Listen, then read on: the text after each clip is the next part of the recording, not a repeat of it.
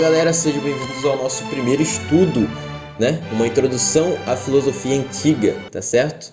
A gente vai se basear nessa obra aqui, do Giovanni Reale, essa edição em 3 volumes, do Reale e Antíceri, que ele vai fazer um panorama geral sobre a história da filosofia e vai entrar em algumas ideias filosóficas.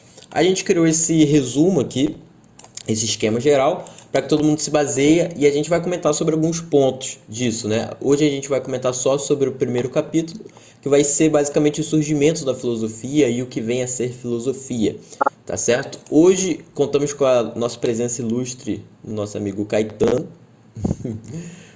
E por enquanto seremos apenas nós, tá certo? Depois vamos ampliando isso aqui. Beleza? Aí aqui no estudo a gente vai ampliando aos poucos, mas nesse primeiro encontro aqui a gente dividiu o primeiro capítulo segundo os tópicos do próprio livro, né? Então o nosso guia principal vai ser justamente essa obra do Reale. Mas nada impede que a gente se inspire também em outras obras de história da filosofia, em outras ideias. A ideia é se basear nesse modelo de itinerário histórico para ter um pano de fundo e a partir que a gente for estudando a história, a gente vai vendo cada pensador, vai adentrando cada pensador. Então esses encontros aqui serão regulares e a ideia é que a gente tenha uma visão geral sobre a filosofia e vai entrando nos temas, lógica, retórica e vamos aprofundando com calma. Tá certo? Nessa primeira parte aqui do livro do Reale, ele vai falar sobre os pré-socráticos, né? Então é bem no começo ali da filosofia, né? O que a gente estuda geralmente no início de filosofia.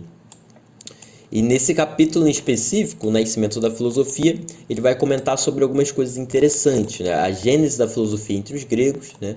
Segundo ele, a filosofia é algo tipicamente grego, né? É um fenômeno tipicamente ocidental, e aí ele vai explicar o porquê que foi assim, né? Ou seja, quais as condições da vida grega que prepararam, que propiciaram o nascimento da filosofia. Depois ele vai dar algumas características essenciais da filosofia, né? A definição mesmo. E depois a gente vai ver uma visão panorâmica da história, né? O que a gente vai abordar mais daqui para frente. O capítulo primeiro a gente não vai estudar nenhum filósofo, mas a gente vai, como eu falei, ter essa visão do que vem a ser filosofia, sobre o nascimento da filosofia. É isso. Então vamos lá. No primeiro tópico, ele vai comentar justamente que a filosofia é um fenômeno tipicamente grego, né? E aqui já é uma abordagem específica assim do Reale. É algo que é até comum, né, de se admitir, né? A filosofia nasce no século VI, antes era comum em Mileto, né, Tales de Mileto. Aristóteles atribui a Tales de Mileto o título de primeiro filósofo.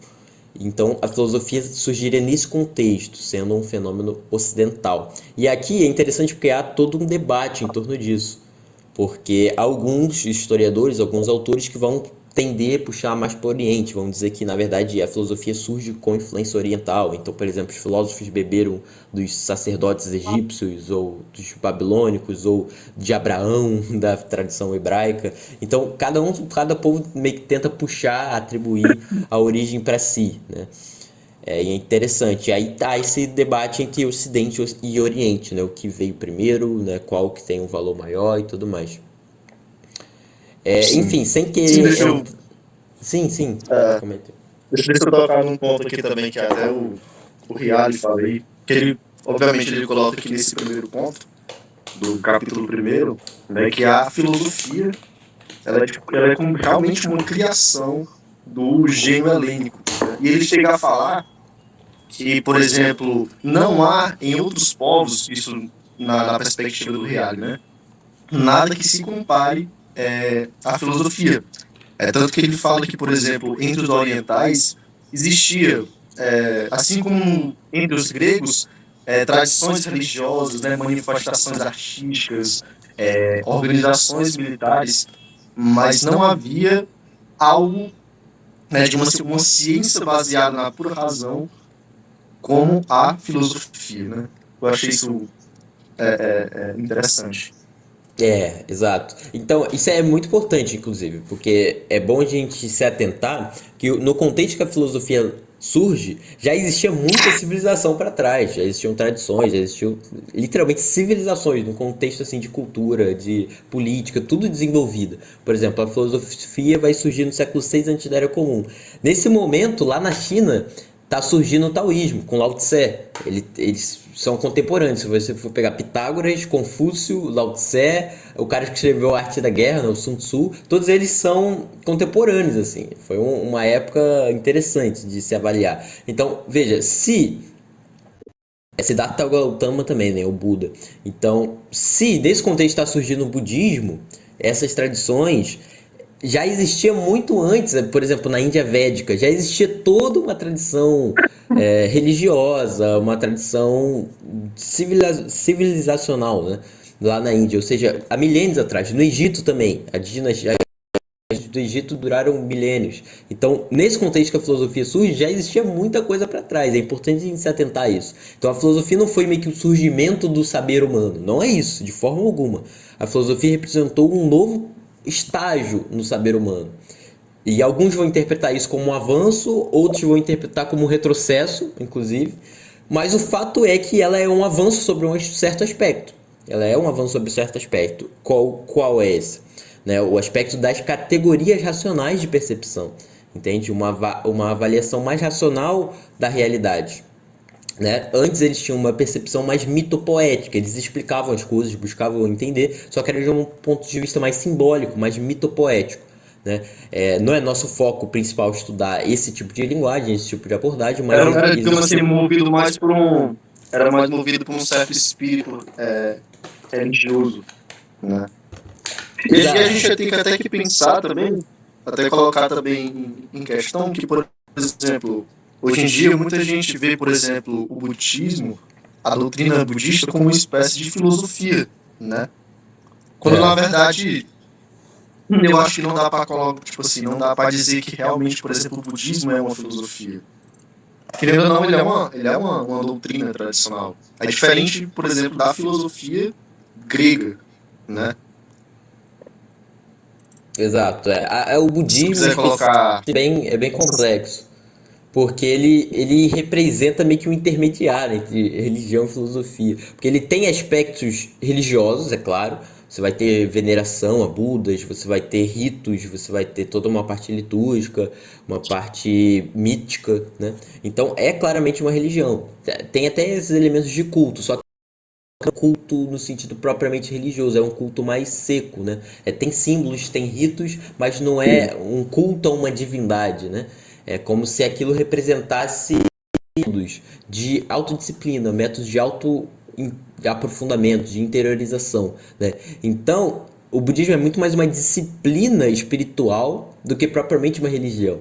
E aí, nesse sentido de disciplina espiritual, a gente não tem um termo específico para definir isso, porque isso não é filosofia, exatamente, né? Porque a filosofia não necessariamente é uma disciplina espiritual, né? A filosofia, você pega, sei lá, um Kant, um filósofo moderno, não tem nada a ver com isso, tá certo? É. Então, o que a gente pode chamar essas doutrinas orientais, a gente não tem um termo específico para isso, elas seriam algo diferente da religião. O Guénon chama Sim. de doutrinas metafísicas, né? E não sei se esse termo seria o mais adequado, né? Porque metafísica na filosofia grega vai ter um sentido completamente diferente. Mas acho que a gente pode chamar de doutrinas metafísicas. Que seria algo diferente entre a religião e a filosofia, assim, uma forma de conhecimento espiritual.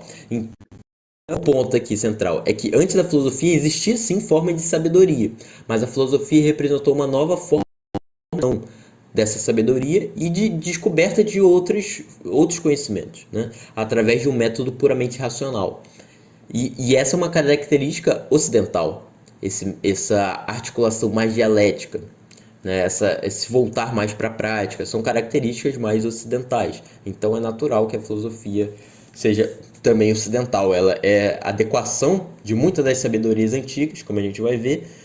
Há uma mentalidade ocidental, grega, propriamente dita, e, e a partir disso, a partir desse método, uma articulação de muitos outros conhecimentos, né? A gente vai ver que a filosofia vai dar origem à ciência moderna e, enfim, muitas outras ciências, né? A filosofia é a mãe das Sim. ciências. Até como o Reale ele coloca aqui, né, que a filosofia ela foi algo, digamos assim, verdadeiramente revolucionário, né? E foi capaz de modificar diversos aspectos da própria civilização. E eu acho que até para a gente entender os rumos que foram tomando a civilização ocidental, É de suma importância a gente fazer esse estudo da filosofia, né? Ver esses desenvolvimentos das ideias para chegar até o ponto que, digamos assim, nos encontramos hoje. Exatamente, perfeito, perfeito. Se a gente for considerar quais os pilares da civilização ocidental, né? Vou utilizar esse termo. O direito romano, né? A filosofia grega e a religião judaica. O judaico-cristã, melhor dizendo. Então, esses são os Sim. pilares da civilização ocidental. Então, De faz-se certa forma, essas são as imprescindível. três bases, né? Essas são as três bases Exato. da civilização ocidental. Religiosa, filosófica e Aliás, as três jurídico-política. principais bases, digamos assim. Sim. Perfeito. Então faz imprescindível que a gente entenda a filosofia para entender o contexto da própria história do Ocidente. Quando a gente está estudando a história da filosofia, a gente não está estudando só filosofia, né? A gente está estudando a história, a nossa história, enquanto civilização, né? Mas é isso, beleza. Esse é o primeiro tópico. E aí depois ele vai comentar nas formas da vida grega que prepararam o nascimento da filosofia. Então, se a gente admite que a filosofia ela surge em território grego, né? Quais as condições que propiciaram que isso fosse assim, né? E talvez um outro ponto aqui que a gente também poderia adentrar um pouco mais é nessa questão desse debate entre Oriente e Ocidente, né? Porque o que o Reale levanta aqui é que ele coloca que há uma certa, ele considera como uma certa impossibilidade ou como algo realmente muito difícil de que a filosofia ela tenha se derivado a partir da sapiência oriental, como se ela tivesse sido algo que se desenvolveu de maneira assim independente entre os próprios gregos. E tipo assim, a gente sabe que há uma opinião que se contrapõe a essa. Eu acho que pode ser interessante a gente levantar nesse momento aqui esses dois pontos. Tanto a perspectiva do Reale e no que ele se baseia para alegar essa impossibilidade de derivação, quanto a gente também pode demonstrar o outro lado, né, uma posição que é basicamente a antítese dessa, que é, por exemplo, a opinião que o René Guénon fala sobre essa questão, porque por René Guénon ele considera que a filosofia ela deriva sim da sapiência oriental, e o que torna a filosofia diferente é como se ela fosse uma certa adaptação dessa sapiência oriental à própria mentalidade dos gregos, né? Então, eu vou aqui, nesse primeiro momento, levantar quais são as razões dessa impossibilidade, segundo Reale, e como uma contraposição a isso, eu queria que tu levantasse aquelas ideias do Guénon. Beleza? Beleza, pode ser. Pronto, como primeiro ponto, é que o Reale ele coloca como razão da impossibilidade dessa derivação, é que, primeiro, o Reale afirma, né, que não há mínima menção de derivação por parte dos filósofos da época clássica, né? Ou seja, não há nenhuma menção dos filósofos desse período de que a filosofia ela tenha sido, digamos assim, tenha tido o seu ponto de partida, digamos assim, a partir de uma certa sapiência oriental e de um contato com ela. Um segundo ponto é que o Reale levanta aqui que os povos orientais possuíam sim, né, uma certa sapiência análoga à que os gregos possuíam antes da filosofia, mas não uma ciência que fosse baseada na pura razão. E o terceiro ponto Isso daí é qual que ele página? Só para alega que não há contextualizar aqui. registro. Isso é qual página? Isso está na Só página pra- 12. Página 12 desse Página livro 12. aqui, galera. Para acompanharem aí. E o terceiro ponto é que ele fala que não há registros anteriores ao período de Alexandre, né, da utilização por parte dos gregos de escritos e traduções orientais. Então, eu queria que tu agora levantasse uma ideia que pudesse contrapor essas que eu acabei de levantar. Então, o que o Reale coloca da perspectiva dele, a filosofia é algo novo, é algo que surge propriamente no Ocidente. Por quê? Porque há essas teorias de que não, essa daí, como eu falei, seria uma sabedoria que surge, mas já derivada de uma sabedoria antiga, né?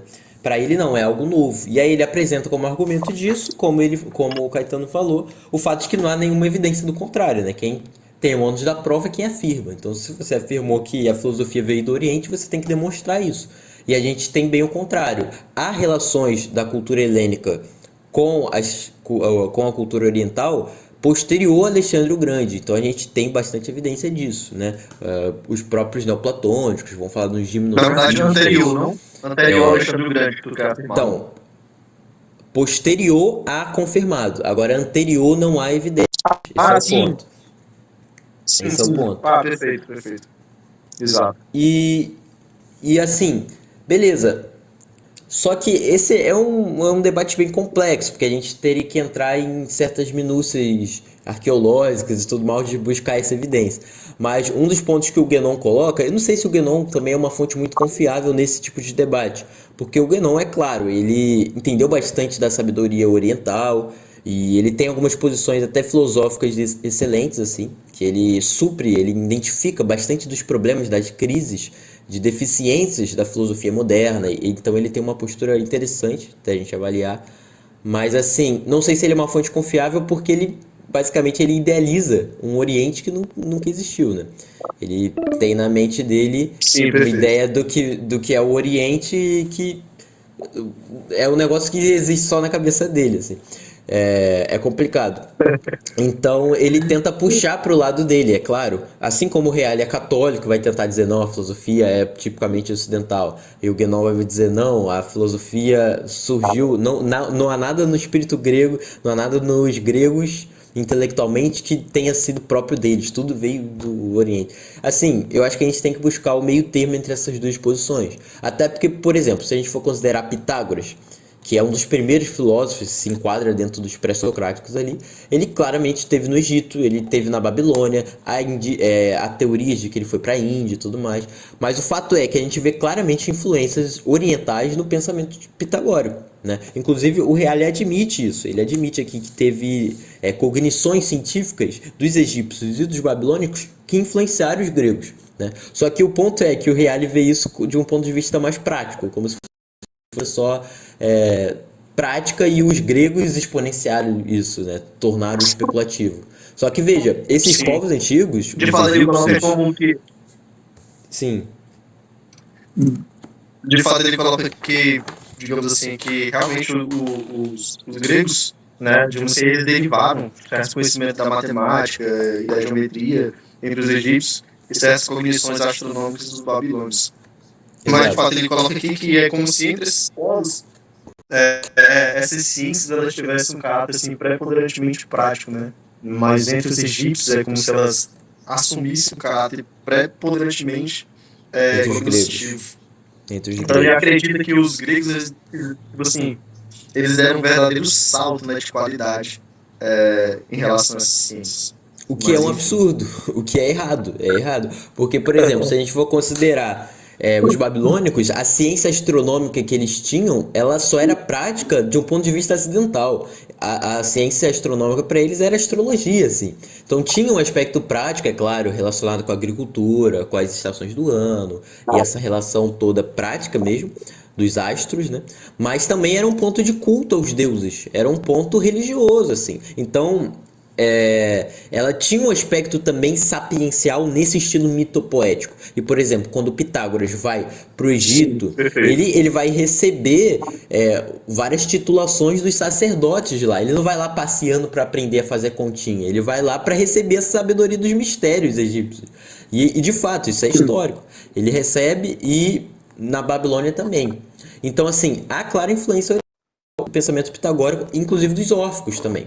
O pitagorismo é uma nova forma do orfismo, a gente pode considerar assim, né? E o orfismo é uma filosofia que tem influências orientais também. Vai entrar nessa ideia dos mistérios, então relacionado com a iniciação, seria uma forma meio que de esoterismo, que entra nessa categoria que a gente falou, que não é nem religião nem filosofia, né? É um aspecto uso mais tratado de uma maneira sapiencial. Eu acho que a gente pode falar dessa maneira, assim, né? Que seria uma espécie de métodos, de doutrinas espirituais, exercícios espirituais, uma disciplina espiritual.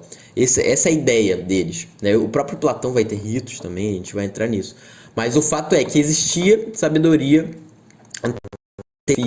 e há indícios de que ela possa ter influído, possa ter influenciado na filosofia, mas tanto tendo influenciado ou não, né, tanto ou não, o fato é que a filosofia representou uma nova forma de saber, uma vez que ela se baseia em meios mais racionais, né? Ela busca uma explicação mais Sim. individual, mais racional, mais relacionada com a prática. Então é isso. Não tem como dar uma resposta efetiva sobre esse debate, mas como eu falei, eu acho que o ideal é uma posição ali central, né? Nem dizer que não tudo veio do Oriente, nem dizer que não é um fenômeno tipicamente grego, porque isso daí também é um certo preconceito, né? De achar que tudo veio dos gregos, tudo...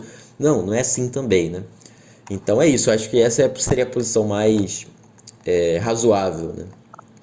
Mas que há uma possível influência oriental, é claro que há. O Guénon vai puxar argumentos, por exemplo, que havia comércio anterior, havia uma moeda única na região ali da que indica que houve contatos. Tem os povos fenícios, que eles eram daquela região e eles eram muito comerciantes, então é possível que através deles tenham tido contato. Há várias hipóteses do tipo, inclusive autores que vão falar que Demócrito viajou para a Índia, Pitágoras também. Então, assim, há vários desses indícios, né? Inclusive na própria filosofia grega a gente vê alguns elementos da sabedoria oriental, mas eu acho que esse não Pensando nesse seja... aspecto do Demócrito, o Guénon ele também chega a afirmar isso, por conta também que, por exemplo, em relação à ideia do atomismo, né, que a gente tem em mente que o Demócrito foi que desenvolveu esse tipo de ideia, ou pelo menos trouxe ela entre os gregos, já existia um paralelo dessa concepção entre os orientais, né, como, por exemplo, a escola de Cômoda, não sei se entre os jainistas, mas, de fato, já havia. Né, e o Guénon chega a afirmar que, muito possivelmente, né, o Demócrito ele teria feito viagens, né? E nessas viagens ele teria tido esse contato, né, com a Índia e essas doutrinas orientais. É que ele chega a afirmar que ele viajou para o Egito, né, Índia Alguns autores afirmam e isso. Pérsia. Sim, sim. É possível, como eu falei, uma possível influência oriental. E é interessante mesmo que há doutrinas semelhantes a essa ideia do atomismo lá no budismo, no jainismo, né?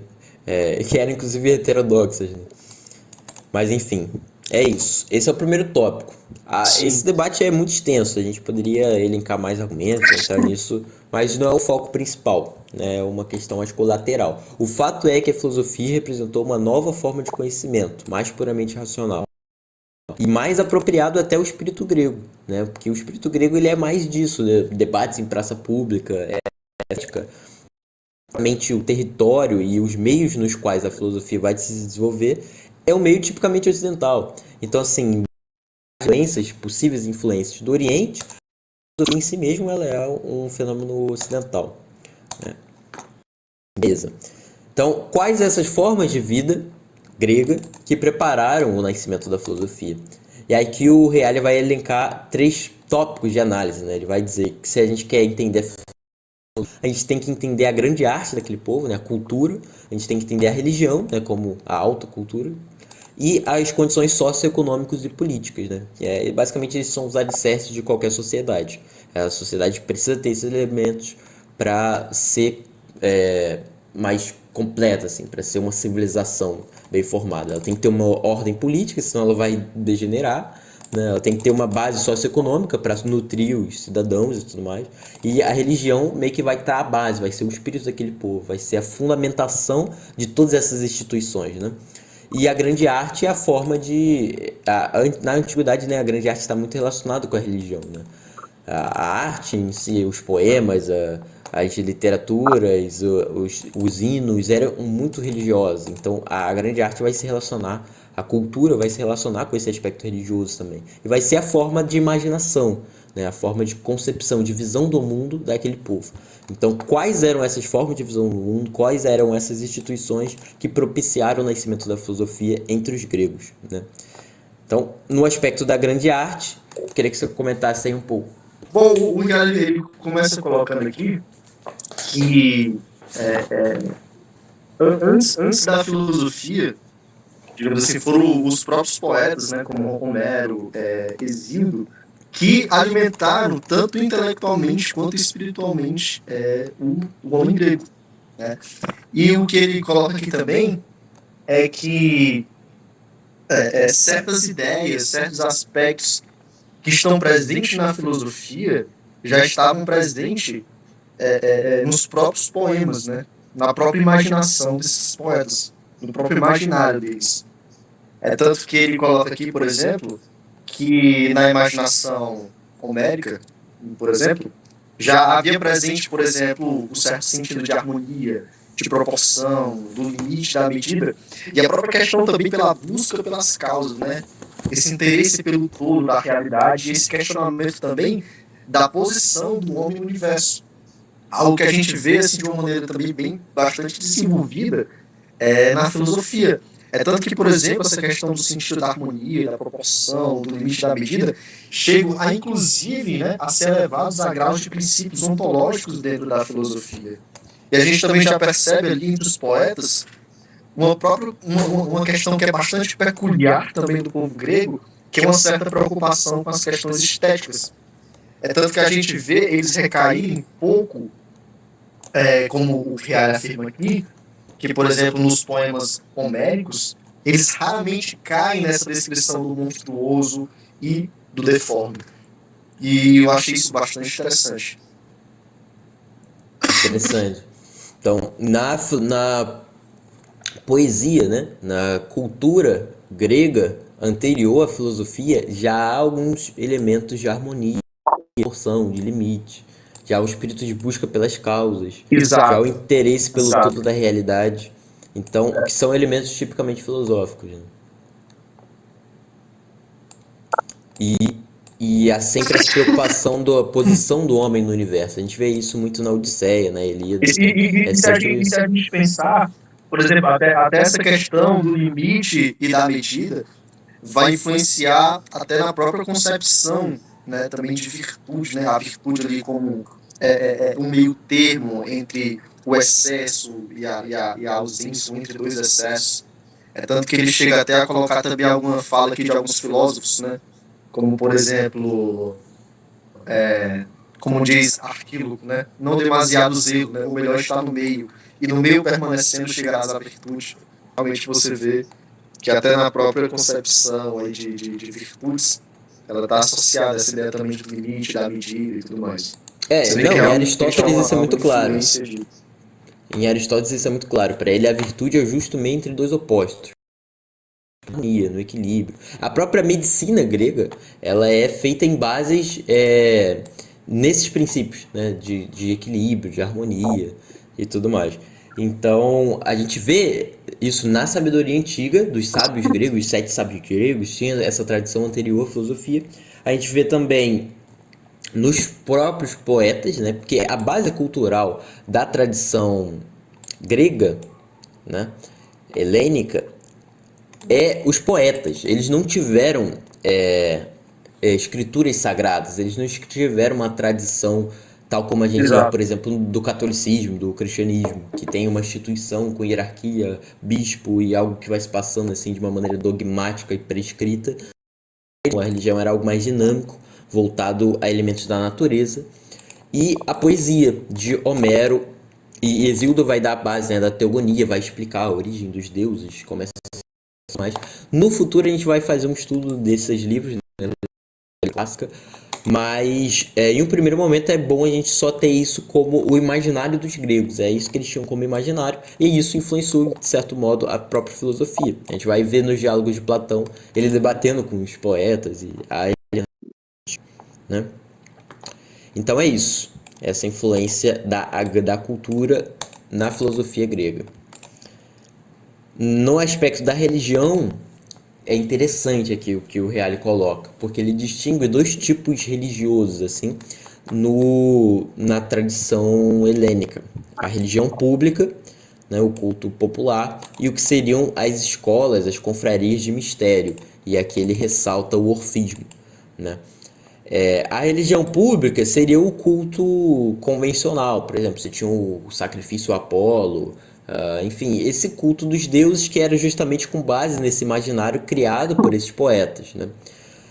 Agora, em determinado momento, parece que o São os Reale dá a próprios poetas, né, entender que fornecem, digamos assim, o são os próprios imaginário, né? poetas que fornecem a base da religião pública também, dos gregos. Exato. Aí o que aparenta é que o Reale deixa entender é que em determinado momento essa religião pública, de certo modo, tinha entrado em descrédito, ou ela tinha entrado em decadência. Ela tinha perdido um pouco seu papel e não atendia também mais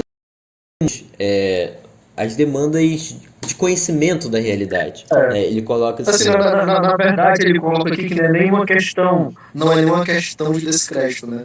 O Riad, ele chega a colocar aqui que a religião dos mistérios, né, ela surge a partir de uma certa insatisfação por parte de alguns em relação à religião pública, né? Na medida em que a religião pública, ela não respondia a certas demandas individuais. É tanto que, tipo assim, entre a religião pública e a religião de mistério, há tantos pontos em comum, como também pontos distintos. E, por exemplo, entre a religião dos mistérios, como pontos distintos, por exemplo, está a questão da concepção do homem, também dá sentido, aliás, está sobre a questão da concepção do homem, o sentido da vida, o destino último também, e também, basicamente isso. Perfeito. Então, é importante a gente distinguir o que são essas duas coisas. Como eu falava, a religião pública é esse imaginário que vem desde os poetas e que é sentido, né? O culto aos deuses, né? Ele fala até aqui sobre os deuses, né? Para eles. É Zeus, Apolo, Atenas, ele cita Afrodite, eles eram personificações de certos aspectos humanos, transpostos, né, sublimados, né? Zeus é o poder, a justiça, Atenas a inteligência, Afrodite o amor. Então a religião grega, ela tinha esse culto, tinha essa questão mitológica e que dava esse imaginário para elas. Então os deuses tinham relacionados a aspectos sociais, é algo bem conhecido, né? Essa percepção mais politeístas, né? Que não é bem um politeísmo exatamente, né? Porque politeus é como se fosse dois princípios, dois deuses. Só que na verdade esses deuses não são deuses no sentido que a gente entende Deus numa perspectiva cristã. Então é como se fossem aspectos do todo, né, para eles, né? Então não seria um politeísmo, seriam aspectos do todo, né? Aspectos do Deus. Essa era a percepção da religião pública e estava mais relacionado com cultos e tudo mais. Só que justamente para alguns indivíduos isso não bastava. Por quê? Porque eles estavam buscando um método, uma disciplina de aprimoramento individual. É fácil de compreender isso, né? Por exemplo, você vai lá na igrejinha e você não tem a resposta para todas as suas questões. Você tem uma série de ritos, você tem uns cantos que te envolvem assim, socialmente, te dão uma base social, uma base cultural, te insere numa certa tradição, mas muitas vezes não tem as respostas, assim. Aí você vai lá e pergunta pro seu pastor, mas por que Deus age de tal maneira e ele não sabe te responder? Então, nesse tipo de conflito, assim, a religião pública não vai satisfazer os anseios de todos, né? Isso só vai acontecer justamente porque a religião pública vai perder o seu aspecto original, o seu aspecto doutrinal, né? O Reale vai comentar isso, né?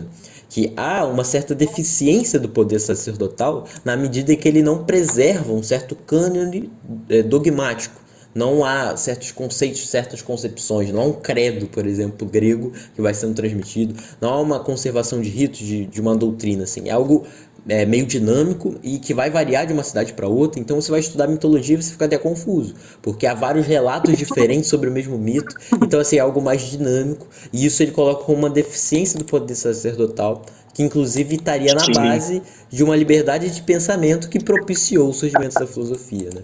Então, essa deficiência do poder sacerdotal e uma ausência de tradição dogmática da religião pública. E aí, de outro lado, na contraposição disso, vai surgir, como você falou, as religiões de mistério, que aí vão elencar essas novas categorias do saber, que você muito bem citou, né? Essa influência de novos conceitos, né? Da palingenese, metempsicose, a contraposição de alma e corpo, né, como a alma estando num plano superior, né, porque para eles os deuses não eram qualitativamente superiores aos homens. Opa, perdão, problemas técnicos. Voltando, a gente estava comentando sobre a religião pública e de mistérios. Não sei se o áudio está pegando aí, mas enfim, só para concluir essa parte, né, quais os aspectos religiosos da vida grega que prepararam o nascimento da filosofia. Como eu falei, do ponto de vista da religião pública, houve uma deficiência do poder sacerdotal e uma ausência de tradição dogmática, o que coincidiu com maior abertura, maior liberdade do pensamento, que é justamente uma condição sine qua non para o nascimento da filosofia. A filosofia é a exerção do seu poder de liberdade de pensamento. Não há filosofia se não houver liberdade de pensamento. Não há uma filosofia dogmática, não existe. É óbvio que há alguns aspectos que são convencionados na filosofia, há o conceito de verdade na filosofia, que seria, de certo modo, coincidente com o dogma, mas, assim, ela tem que estar aberta à possibilidade do questionamento, não é um dogma sério.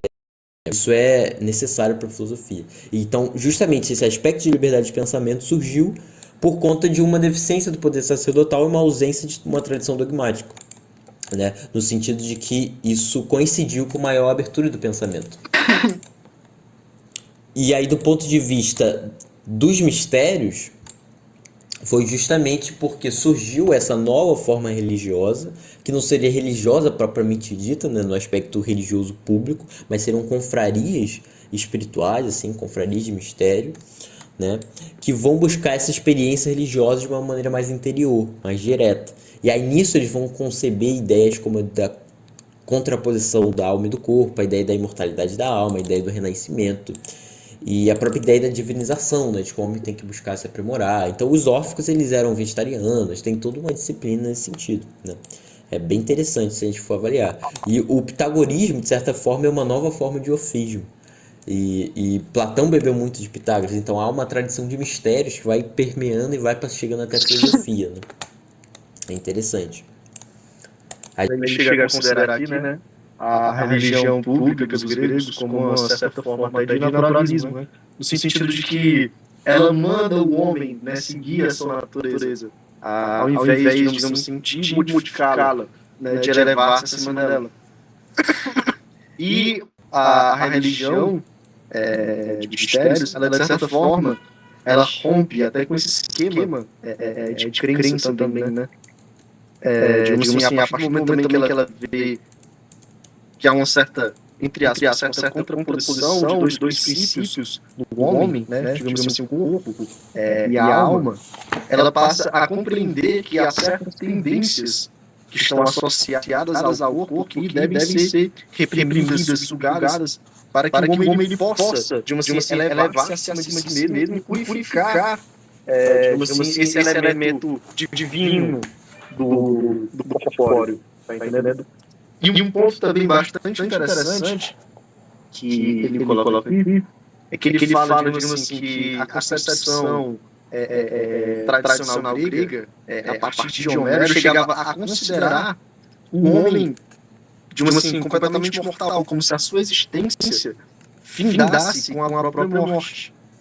Algo que começa, e a religião de mistérios, ela rompe também com isso a partir do momento que ela proclama a imortalidade da alma. Tá entendendo? Não, peraí, o homem ele não finda-se a sua existência com a morte, mas há uma certa continuação, há uma certa vida pós-morte. Perfeito, perfeito. Exato, e aí a gente vai ver teorias de pensamento muito claramente em Platão, por exemplo. E aí disso vai passar para Aristóteles. Então há toda uma tradição filosófica que vai se inspirar nessas ideias. O próprio cristianismo vai beber muito disso. O cristianismo, quando surgir, mais posteriormente, vai utilizar dessas categorias filosóficas para explicar suas doutrinas, para explicar o seu aspecto revelado, a sua tradição religiosa. Então vai defender também a imortalidade da alma com argumentos platônicos, inclusive, e aristotélicos. Mas é isso, beleza, então esse é o ponto, há uma deficiência no poder sacerdotal e uma ausente tradição dogmática, ou seja, a religião pública não supre todas as demandas intelectuais da sociedade, e ela é mais dinâmica, ela não tem algo dogmático que vai sendo transmitido, ou seja, há uma maior liberdade do pensamento. E aí isso aí coincidiu justamente com o surgimento dessas tradições de mistério e com abertura para o pensamento, né? Inclusive essas tradições mistérias vão influenciar o que vem a ser filosofia. Interessante. Então a filosofia na origem está muito mais relacionada com isso que a gente falou dessa sabedoria oriental, né? Desses aspectos religiosos, só que de conhecimento, né? Um conhecimento religioso, né? Porque geralmente é essa contraposição, né? A religião trata de culto, trata de moral, e a filosofia, a ciência, trata de conhecimento, explica. Só que não, existia esse tipo de trabalho que envolvia um aspecto sagrado, mas era um conhecimento sacro, né? Uma ciência sacra, né? Então a filosofia na origem estava relacionado com isso também. E posteriormente que ela vai adquirindo cada vez um aspecto mais, digamos assim, profano, né? Mais fora do templo, mais secular. Mas é isso. E o aspecto socioeconômico e político. Tá conseguindo ouvir aí? Perfeito. Então, sobre o aspecto socioeconômico e político, a gente vai ter um cenário econômico estável e um cenário de liberdade política, que vai propiciar o nascimento da filosofia. E é um fato interessante até de notar. Por quê? Porque justamente onde foi a capital da liberdade grega, ou seja, o local onde teve um triunfo econômico mais notório, uma estabilidade política e econômica mais notória, que eram as colônias comerciais, no caso que ficavam ali na região da Jônia, na Ásia Menor, justamente esse local onde teve uma estabilidade econômica e uma liberdade política maior, foi onde a filosofia surgiu, né? Foi a capital da filosofia, né? Que é em Mileto. Então a gente vai considerar o primeiro filósofo como Tales de Mileto. Então há essa coincidência, né? Que na verdade não é uma coincidência, né? É uma coincidência, né? As duas coisas e convergiram para o nascimento da filosofia. Então há essa necessidade de uma estabilidade econômica e uma certa liberdade política para que o espírito filosófico emerja. E é justamente essas condições que a gente teve na Grécia e que propiciaram o nascimento da filosofia. E é isso, com isso a gente fecha. É claro, o Reale comenta outros pontos, e a gente poderia comentar sobre o conceito de polis, conceito de ética relacionado com a política, Perfeito. nisso, mas a gente até foge um pouco do assunto principal, que é a filosofia entre os gregos, as formas de vida que prepararam o nascimento da filosofia grega, a gente já comentou. E as características essenciais da filosofia antiga. Características essenciais da filosofia antiga, para a gente dar prosseguimento. Tá travando um pouco, mas enfim, vamos nessa. Essa parte daqui, que o próprio Reale coloca, eu acho muito interessante, eu acho muito importante, porque aqui ele dá basicamente a definição de filosofia. Ele parte dessa definição etimológica, né, de que filosofia é philos mais sofia, ou seja, amor à sabedoria, e implica um certo senso de busca, né, uma certa atração, né. Então é a atração do homem ante ao conhecimento possível da realidade. Vou continuar.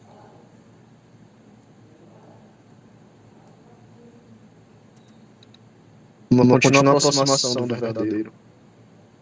Exato, um maravilhamento diante do todo da realidade, basicamente. Então, essa é a definição etimológica que eu acho que é o espírito essencial filosófico que a gente tem que ter, né? De ver a filosofia como uma busca pela sabedoria.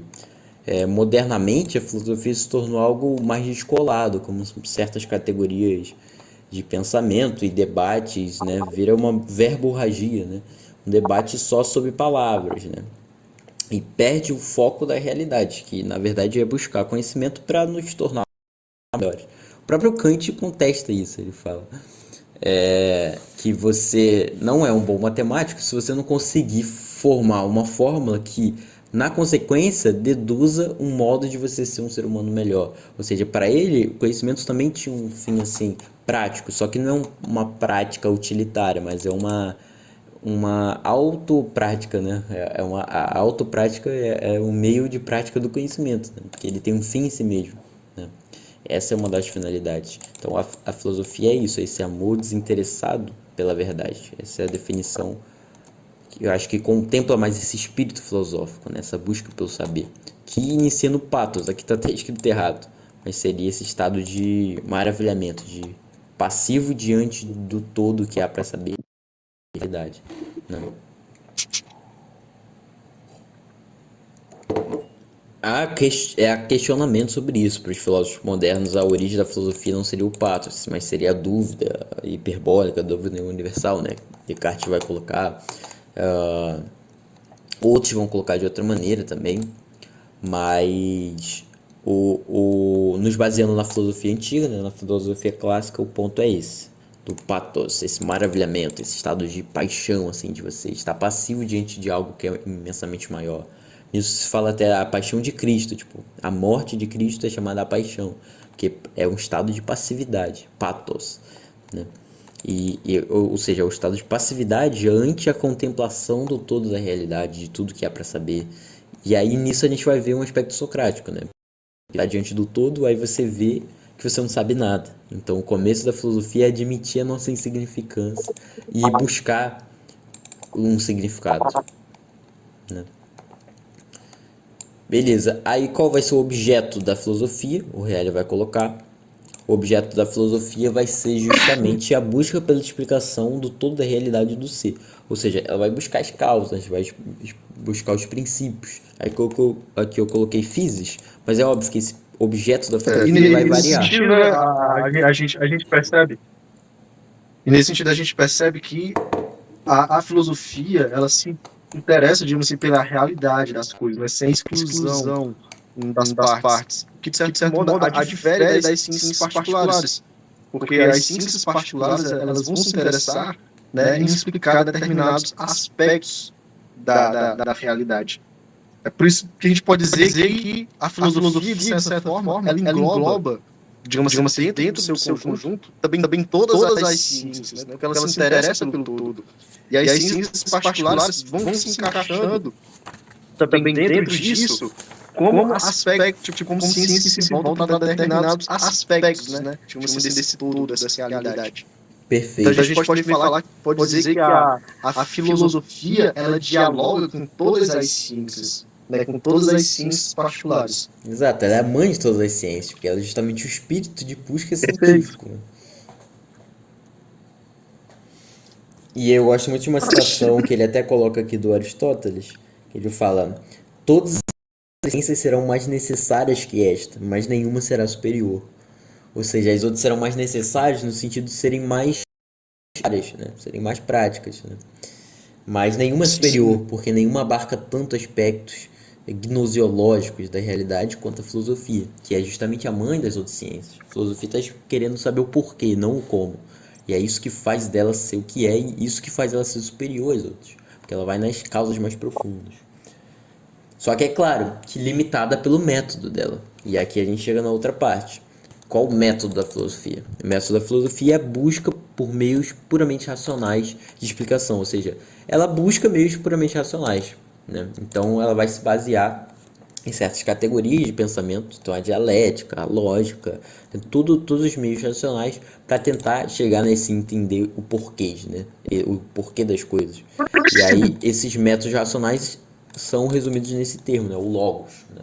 Através do logos. Ela busca a physis, ou seja, a explicação da natureza, a explicação da origem, através do logos, através do pensamento, através da linguagem. São termos gregos aqui. Beleza, e logos condensa todos esses significados, né? Logos é tanto pensamento, quanto palavra, quanto argumento, quanto verbo, né? Inclusive em 1 João 1:1, o termo que está lá é logos, né? No princípio era o verbo. Em arquê, em logos, né? É a razão, a inteligência, é o verbo, é a palavra. Então, para eles, veja como está muito associado, né? Você pensa e você fala, você dialoga, né? O diálogo. Para eles, a lógica e a dialética eram ciências únicas, né? A lógica surge como dentro da disciplina da dialética, um aspecto da dialética. E isso vai ficar muito claro, por exemplo, em Platão, né? Porque ele vai escrever os livros dele, que são diálogos. Ele vai notar diálogos, imaginar diálogos e vai escrever. É brilhante, é interessante. A gente vai ler todas essas obras, vai comentar sobre isso. Mas, enfim, aqui vai ser a demonstração mais clara do método da filosofia, né? A filosofia, o filósofo para Platão era o dialético, né? Aquele que consegue contrapor teses, antíteses, fazer esse diálogo, né? Diálogo, dois logos, né? Ou seja, uma conversa, um debate, articular isso com busca na física, em busca na verdade, melhor dizendo, né? Uma busca desinteressada pela verdade.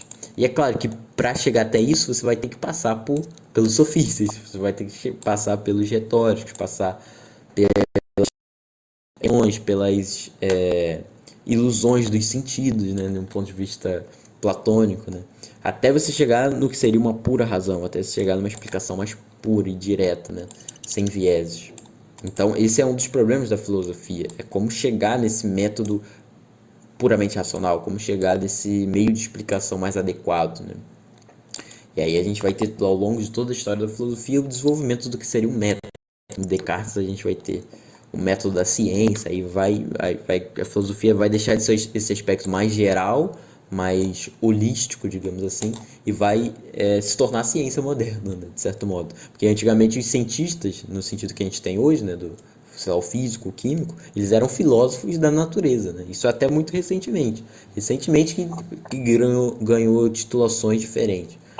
Mas antes aparecia tipo filósofo da natureza. Eram isso que eram cientistas, né? Ou seja, a ciência em si é uma Perfeito. categoria dentro da filosofia. A filosofia é a busca pela sabedoria humana.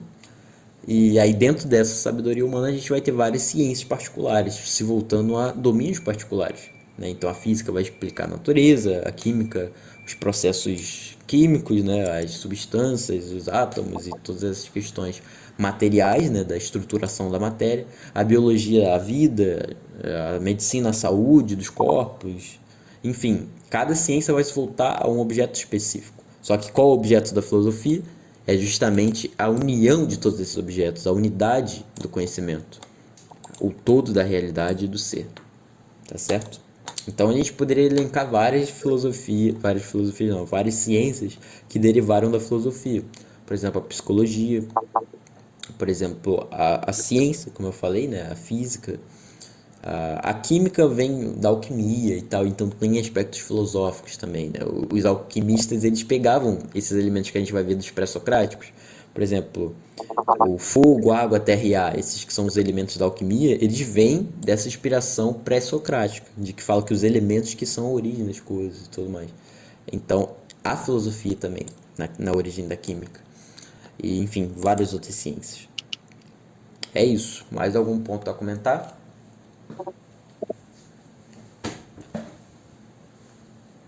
Não, perfeito. Perfeito.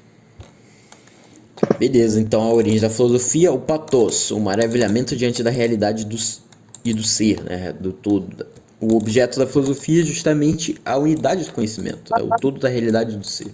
Né? A filosofia vai ter várias especificações, vai ter uma filosofia da mente, uma filosofia da matemática, uma filosofia da história. Enfim, ela vai se voltar para muitos objetos, mas justamente pela essência dela ser justamente o espírito que ama a sabedoria e a sabedoria ser algo abrangente, né? A sabedoria é a própria realidade, de certo modo, é a própria manifestação como um todo, porque tudo a saber. Você pega um copo, você pode destrinchar isso em termos de conhecimento de várias maneiras. Você pode analisar um copo de uma maneira econômica, por exemplo. O vidro que foi utilizado para fazer, quanto custou e qual foi o processo produtivo até ele chegar até você. Você pode analisar de uma perspectiva química, né? Quais os compostos químicos que constituem ele, qual a matéria que o define e tudo mais. Você pode ver de uma perspectiva física, né? Quais as leis que estão em funcionamento agora para fazer com que esse copo permaneça aqui, leis de movimento e termodinâmica e tudo mais. Ou seja, dentro de um único objeto, para entender completamente uma única coisa, compreender completamente todas as outras, né? Então, tudo tem conhecimento, e o conhecimento é uma porta que abre para vários outros. Essa é a intuição da filosofia, e justamente algo desse conhecimento, algo desse todo, né? que ele chama aqui de sabedoria. A sabedoria seria a integração desse saber no eu, né? Seria a unidade entre esse conhecimento e a atividade. E o amor é justamente a busca pela unidade, a busca por chegar até essa verdade, né? Então é isso que define a filosofia. E é esse o espírito filosófico que a gente deve buscar. Eu acho que esse é o sentido mais puro, mais completo da filosofia. E fora disso, a gente não pode falar em filosofia. São meias filosofias, né? Então, por exemplo, se a filosofia busca conhecer a verdade de modo desinteressado, perspectivas ideológicas não estão integradas dentro dessa definição, né? Por quê? Porque elas vão ter um viés na análise. Elas não estão buscando a verdade de modo desinteressado. Mas ela é uma ideologia, ou seja, ela está constituindo uma ideia, mas voltada para a praxis, ou seja, para uma atuação política, econômica e tudo mais. Então já não é desinteressado, a gente tem uma finalidade. Não que a filosofia não possa ter uma finalidade prática, mas o foco dela, a principal finalidade, é conhecer a verdade. É uma ciência especulativa, né? E fora dessas categorias a gente não pode filosofia. Perfeito? Perfeito. Acho que é isso. E para finalizar, tem aqui os períodos da história da filosofia antiga, que o Reale coloca aqui. Ele não bota isso como um tópico, né?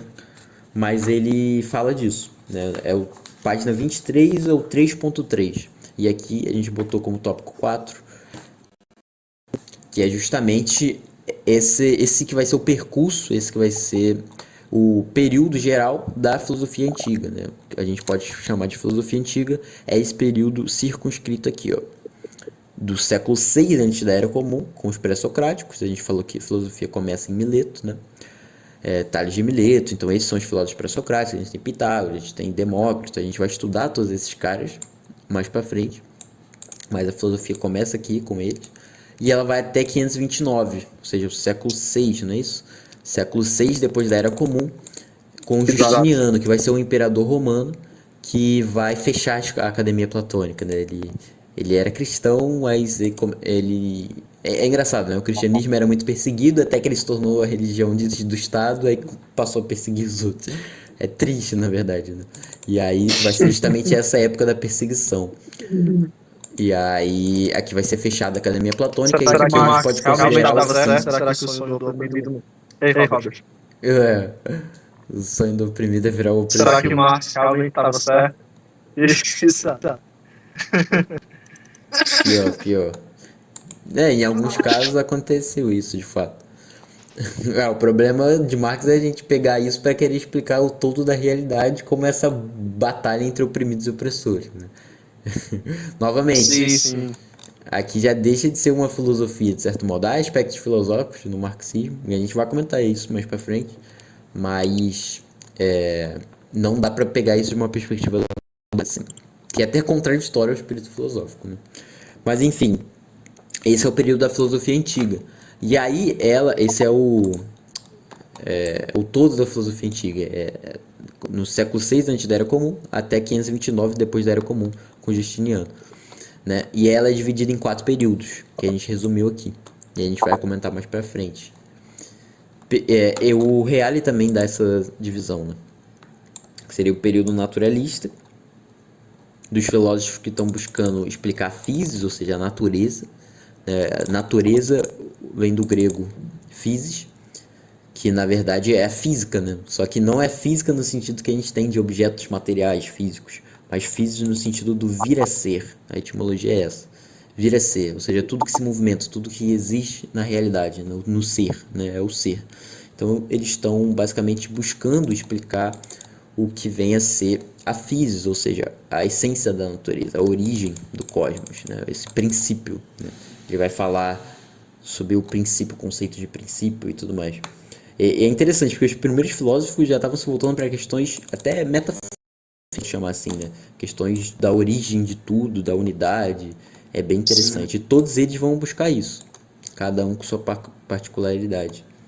Tem os jônicos, né? Que vai ser aqueles que se desenvolveram em Jônia, né? É uma região ali da Grécia, perto da Ásia Menor, que a principal cidade aí, a capital vai ser a Mileto, onde a gente vai ter os filósofos Tales de Mileto, Anaximandro de Mileto, que viveram na mesma cidade ali, na mesma escola, e todos eles vão ter como definição da physis, ou seja, do princípio de origem da realidade, elementos. Então, para Tales de Mileto vai ser a água e toda essa questão que a gente conhece. A gente vai comentar um pouco sobre isso. Para os pitagóricos seriam os números, né? Eles eram mais matemáticos, assim, eles eram uma confraria, assim, mais relacionado com o orfismo, com certos aspectos de mistério e tudo mais. Inclusive, Pitágoras estudou com Tales de Mileto, né? Pitágoras estudou com Tales, aí depois ele vai para o Egito, vai para a Babilônia, adquire conhecimento das sabedorias orientais, assim, dos mistérios, aí depois ele se torna um mestre, funda uma academia e tudo mais. Ele vai ter essa perspectiva matemática, né? Então, para eles, tudo era número. Para eles, o princípio era o número. Os Eleatas vão ser o de Eleia, que é outra cidade ali no mesmo contexto. Aí a gente vai ter Parmênides, a gente vai ter Zenão de Eleia, né? E aí eles vão falar do ser, e aí a gente tem os paradoxos de Zenão, a gente vai entrar em tudo isso. Os pluralistas vão ser aqueles que vão definir vários princípios, mas não um princípio único na origem das coisas. Então a gente tem Demócrito, né? Eu acho que Demócrito se encaixa aqui nessa categoria, né? O atomismo e tudo mais. E os físicos ecléticos, né? No sentido... Físicos ecléticos é um termo... Pode ser ambíguo, né? Mas aqui é no sentido clássico, né? Físicos no sentido daqueles que buscavam a physis, só que de uma maneira eclética, ou seja, de uma maneira que unia várias visões. Então para eles tinham vários princípios. Então era o fogo, a água, a terra e ar, vários elementos, enfim. A gente vai ver isso. Beleza.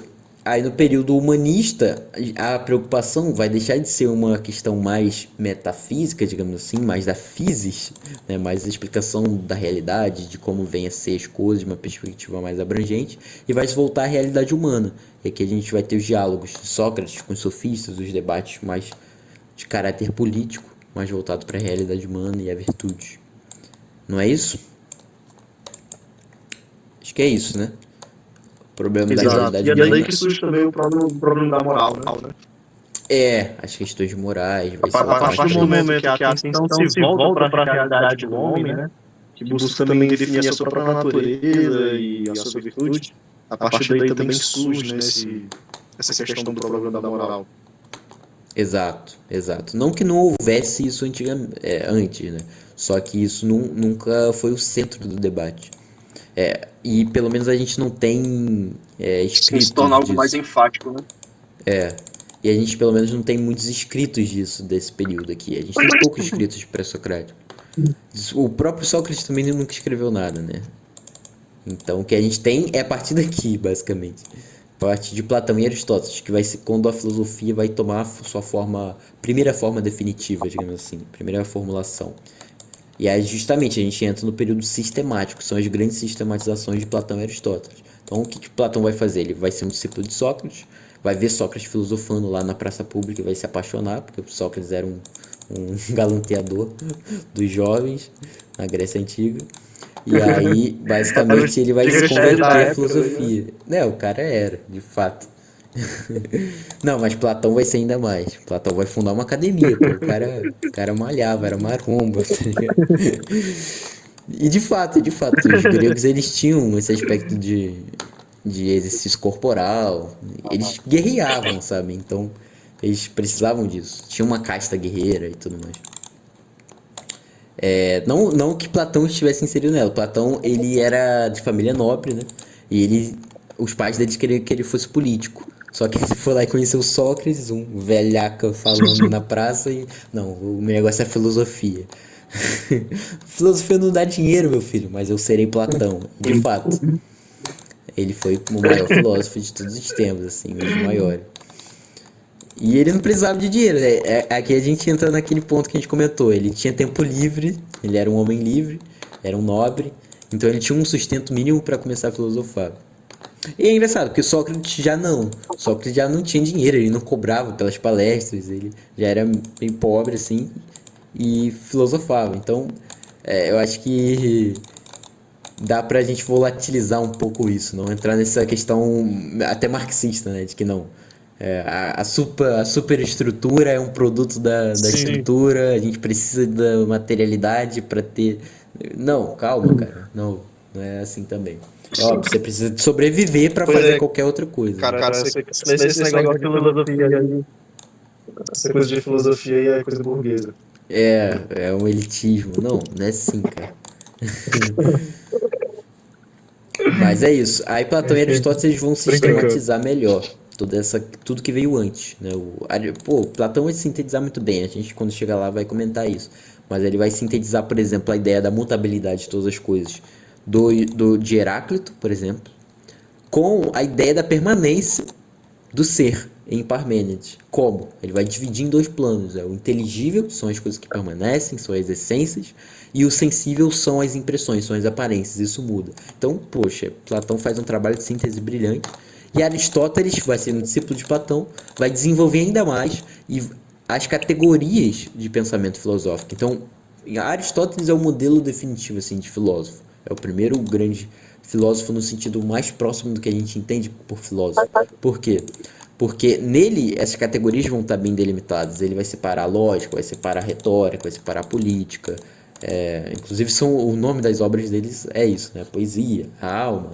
Ele vai dar nome às coisas, né? Não que não houvesse nomes e não que essas coisas já não existissem antes, só que ele vai formalizar, e por isso que eu botei aqui, é uma reformulação das categorias filosóficas. É isso, né? E aqui é o centro, né? Que talvez a gente vá se deter mais tempo, porque é o centro da filosofia, né?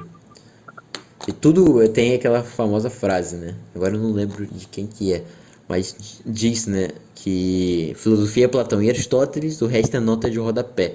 Então eles escreveram filosofia, o resto só são comentários deles dois. E de fato, assim, há muito desenvolvimento posterior, mas eles vão estar discutindo, vão estar desenvolvendo categorias que esses carinhas aqui criaram, lá na Grécia Antiga, né? Há tipo 2.500 anos atrás. Então, para você ver o nível dos caras. O próprio cristianismo vai ser baseado nisso, pô. O cristianismo é o quê? Platonismo para as massas e aristotelismo cristão, né? Que é o quê? Agostinho e São Tomé de Aquino. E até os caras que vieram depois, se não se inspiraram em Platão, se não foram, de certo modo, devedores deles, vão estar tentando refutá-los. Ou seja, já vão estar discutindo em categorias que eles criaram. Então, assim, não tem como fugir desses dois. Se o cara não é discípulo deles, não concorda com eles, vai estar tentando criticá-los. Ou seja, não tem como ignorá-los. A verdade é essa. E é isso. Depois de Platão e Aristóteles, a gente vai chegar no período helenístico, que vão ser essas escolas já no período da Antiguidade Tardia, posterior a essa época mais clássica, quando Atenas, quando as cidades-estados gregas já vão entrar em certa decadência, né? Então a gente já vai ter a perda desse espírito homérico antigo, todo esse espírito vai meio que entrar em decadência, a gente vai explorar um pouco disso. E aqui a gente vai ter várias escolas de pensamento, algumas baseadas nas academias de Platão e no Liceu de Aristóteles, né, nas escolas deles, né, dos peripatéticos, né, por exemplo, mas outras vão criar algo novo, ideias mais individuais. Então a gente vai ter o cinismo, a gente vai ter o epicurismo, com Epicuro e tudo mais, até chegar ao neoplatonismo e o cristianismo, que aí já vão inserir ainda outras instâncias mítico-religiosas, outras formas, outras cosmologias, né? Outras cosmovisões, melhor dizendo.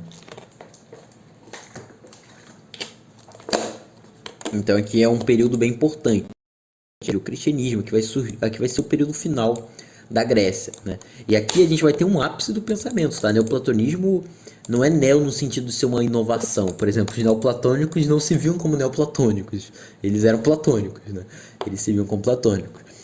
Para eles estavam seguindo o que Platão falou, e não seguindo o que Platão falou como se ele fosse um mestre, mas continuando a tradição dele, né? Ele é um mestre filosófico. Então, esse conceito de neoplatônicos é posterior. Para eles se viam como platônicos, né? Então, aqui a gente vai ter um ápice do pensamento, o neoplatonismo, o estoicismo, são filosofias assim. Eles têm um aspecto, elas se voltam mais para a moral, né? Aqui a gente tem uma decadência, uma crise. Tudo que vem depois de Platão e Aristóteles é difícil de superá-los, né? Então, tudo que vem depois é de certo modo decadente em relação a eles. Mas aqui a gente não é só uma filosofia decaída, não. Aqui a gente tem bases bem sólidas de pensamento. E E a gente vai explorar bastante isso, né? Sêneca, Marco Aurélio, todos esses pensadores, Plotino, Epicuro e Santo Agostinho, né, com o cristianismo. E aí a gente vai terminar nosso percurso. É basicamente isso que a gente vai explorar. Essa obra aqui do Reale. Nessa obra o Reale vai até além disso, ele chega até a Idade Média. Mas o nosso foco central vai ser até esse período aqui, da filosofia antiga, né? A Idade Média já entra a filosofia medieval, aí tem influência.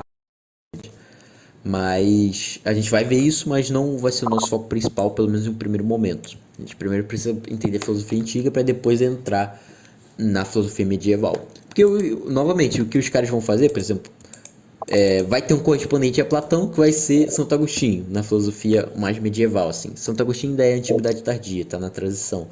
Mas a gente pode colocá-lo como medieval porque ele já está inserido nessas novas instâncias mítico-religiosos, no caso do cristianismo.